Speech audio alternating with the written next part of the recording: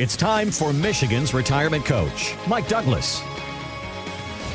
I'm Heather Branch here with Mike. We are talking about ways that you can be working now in effort to better prepare for your financial future. LifePlanWealth.com is where you can go to begin the conversation with Mike and his team. We also have links posted in the show notes. You can just click there as well. Is it too early to start talking about baseball and spring training? When is spring training? Shohei. When does your friend and mine, John Hicks, was telling me that pitchers report to spring training in February? Is that correct? Yeah, pitchers and catchers. Pitchers and catchers show up in February. Wow. It's not early though. I think it's like mid-February, and then spring training starts really early considering second week of March. Yeah. Wow. All right. We're almost there. Fans, get ready. It's almost that time of year.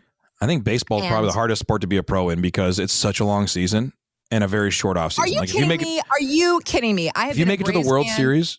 I've been a Braves fan since I came out of the womb, and I watch them, and these men do a lot of sitting around. Oh, yeah. But I mean, I'm talking about like in terms of how much you actually work through the year. Like pro athletes, all of them are working all year. Correct. But there's a difference in training with your trainer at your home gym or being close to home and home with your family a lot versus I report to spring training in February as a pitcher or catcher. We make it to the World Series. I'm playing almost to November 1.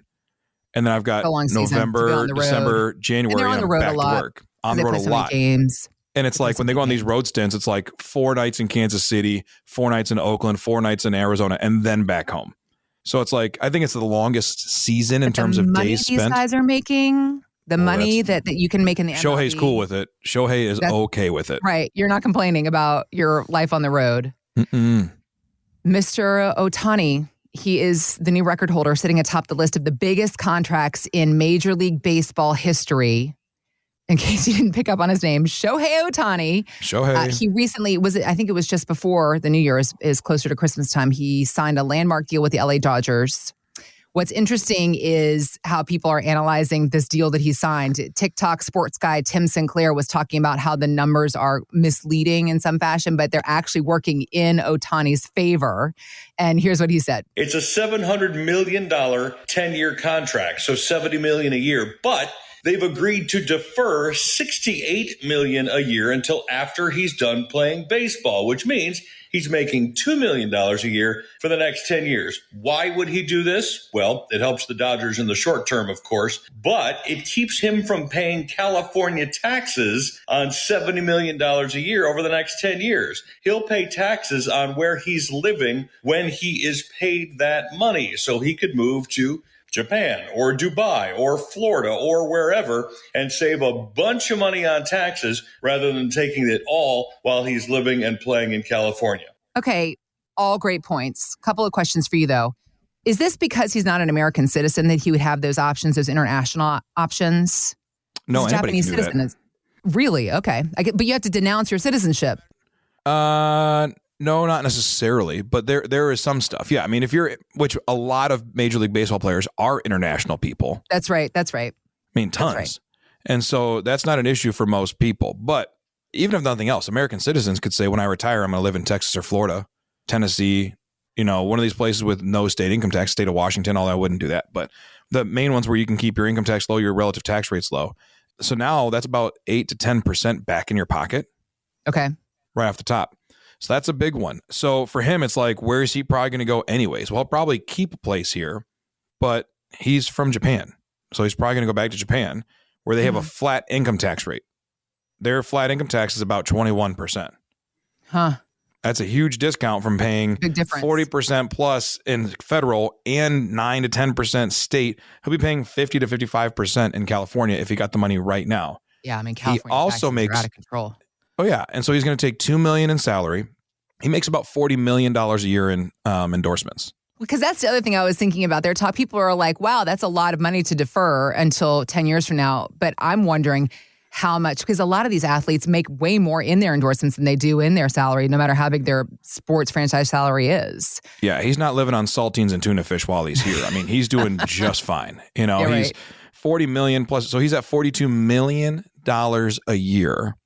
Which, to put that in perspective, we're talking about $3.5 million a month is what he's making. Gross.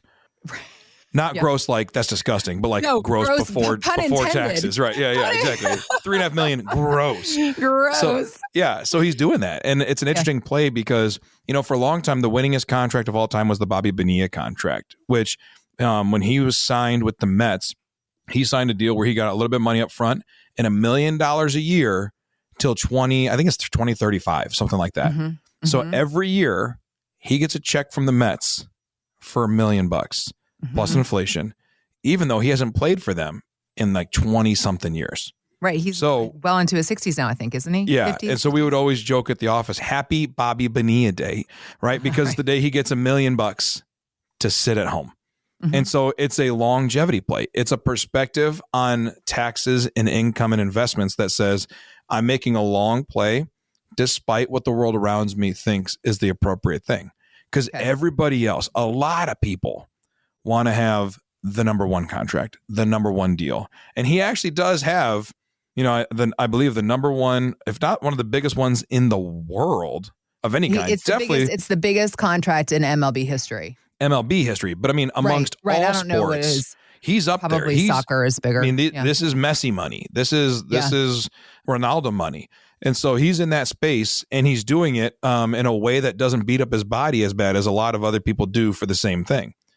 So it's very interesting. And as a play for the organization, because one thing that he likes to do, Shohei Ohtani, is leaving the Angels of Anaheim, basically Los Angeles, and going to the Dodgers of Los Angeles. So he's probably not even moving, right? But what he's doing is he's going to an organization that's very committed to throwing money at whatever it takes to win. So he's going to get World Series. He's going to get some more recognition for his abilities because he's going to even though in the same city, a bigger team, a bigger market, more press, more everything. So his endorsements are going to go up. His bonuses are going to go up. He's going to be playing in the World Series. He's going to be doing all these things. And it's a really, really smart move because, again, everybody goes, wow, I can't believe he's deferring $68 million. He's going to live on 2. No, he's going to live on 42. And by moving to Los Angeles on a bigger market team, I bet that $40 million number goes up. So strictly from everybody, don't worry about Shohei. He's going to be just fine. But from a tax planning perspective, it shows that if you're willing to think outside the box, if you're willing to delay gratification, if you're willing to take a long-term perspective on your short-term decisions, you can actually end up way, way better off. If we just run numbers on it, if he gets $68 million in a year, right, in the United States, let's just say it's only 50% in taxes, but it'll be higher than that because of where he is. But by nature, if he's in California getting that money right now, plus his $40 million of endorsements, about $34 million, $30 to $34 million of his money is gone to taxes. Now, it's a progressive system, but it's pretty close. Almost $30 to $34 million is gone. So he's actually making $30 to $34, maybe $36 million a year on a $68 million contract. That's a big haircut. If he does the same thing, takes his $68 million in retirement in Japan, he's going to pay about $15 million a year in taxes. So life is more about what you net than what you gross. It's more about what you keep than what you make. So and this applies to regular people. People are like, oh, this is rich people problems. This is a regular people problem.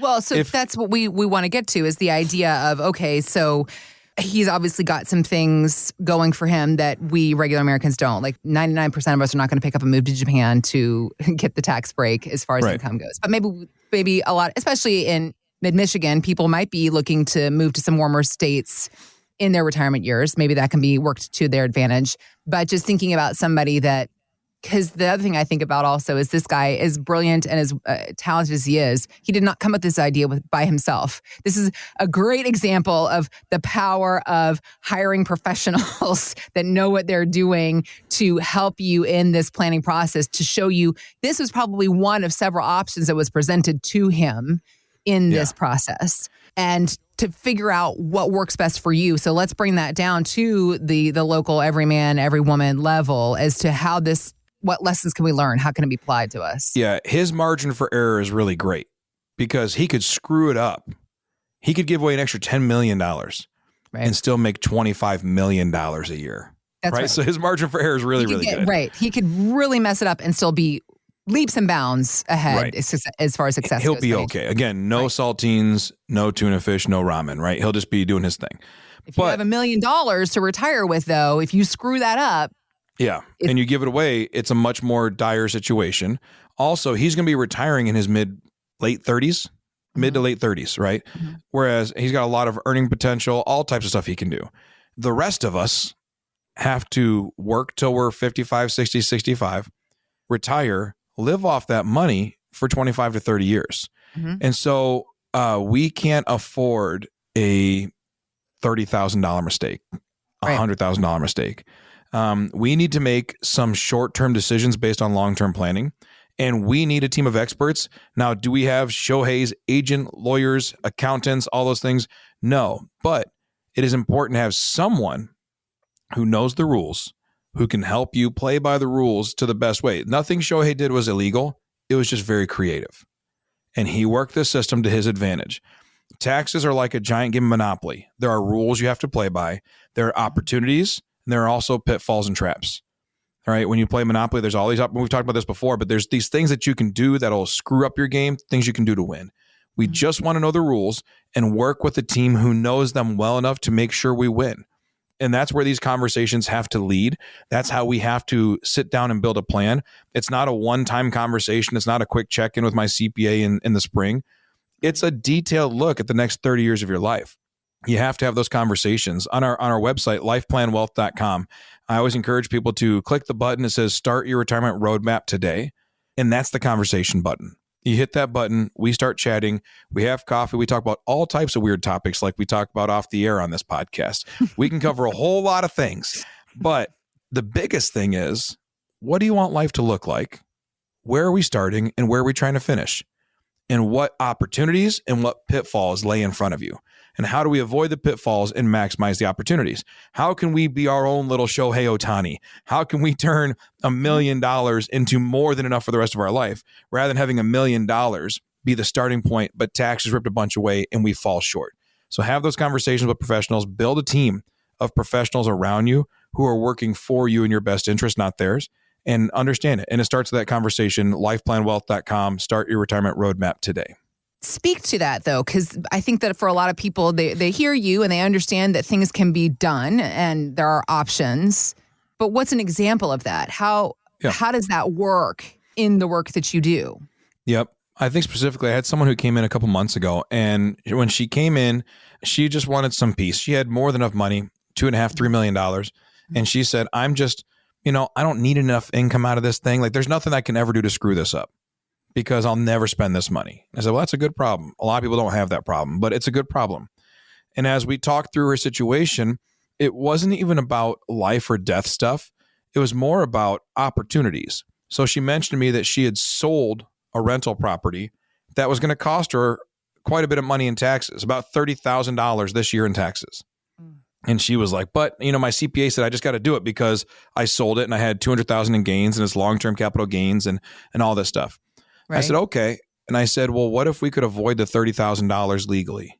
Yeah. She goes, well, I'd always love to avoid paying those taxes legally. Right. There's just no way we can do it. My CPA already told me. So then we went through her portfolio and we started making some very intentional calculations. And in about 30 minutes of work, we went through and identified several positions that had lost $30,000 worth of gains, right? So they were negative $30,000 on some stocks, and they were long-term held positions. So we sold them and we offset the taxes, and she does not have to pay taxes on that gain from the house because we offset it with some losses, because we had long-term capital gains and long-term losses. We offset them. And so she paid nothing in taxes on that rental. And she went back to her CPA and said, how come you didn't tell me I could sell some of my stocks for the same thing? He goes, I'm not a financial advisor. I'm a CPA. You have a financial advisor. He should be telling you that. So then she goes over to the financial advisor's office, which is right next door. They share a building. That's what she liked about them. They're in the same building, so they should be working together.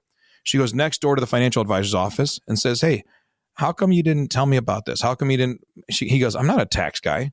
I can't give you tax advice. I'm a financial advisor. You have a CPA for that. So she got two professionals, one in taxes, one in investments. Neither one's working together. Neither one's talking to each other. And as a result, she didn't get a Shohei Ohtani type deal. She actually got hosed, but Luckily, she came to one of our events and had a little conversation with us where we talked through it. And as a result, I told her, I said, even if you never work with us, I'm okay with that. But do this and avoid $30,000 in taxes this year. Clean it up a little bit. And so we went through it. And that wasn't the only thing we did. That was just the starting point. After another conversation, we went through and found a whole bunch more losses and gains we could offset. And even though she didn't lose any money, we were able to eliminate about $100,000 of taxable gains out of her portfolio. She never has to pay on them again until they grow again on top of what they've already grown. So there's a lot of interesting strategies that can be done, not for the Shoheis and not for the Michael Jordans and the biggest names in sports, but for regular people in mid-Michigan. We can take tax strategies, apply them to your situation, and just make sure that you are winning and taking advantage of every opportunity that's there, just like we did for her.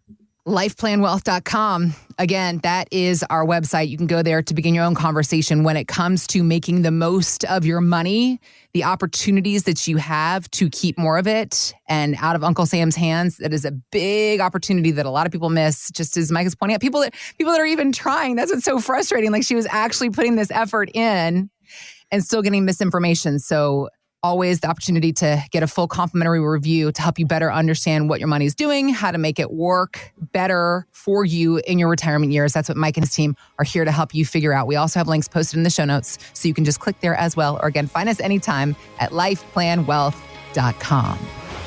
Thanks for listening to Michigan's Retirement Coach with Mike Douglas. To learn more, visit lifeplanwealth.com. Michael Douglas is an investment advisor representative of Stewards Wealth Planning, LLC, a registered investment advisor. Financial professionals are not licensed in all 50 states. To find out if Michael Douglas is licensed in your state, please call 517-323-7526. Stewards Wealth Planning, LLC is not affiliated with nor endorsed by the Social Security Administration or any other government agency and does not provide legal or tax advice. Annuity guarantees rely solely on the financial strength and claims-paying ability of the issuing insurance company. By contacting us, you may be provided with information about insurance and annuity products offered through Michael B. Douglas, NPN number 9650939.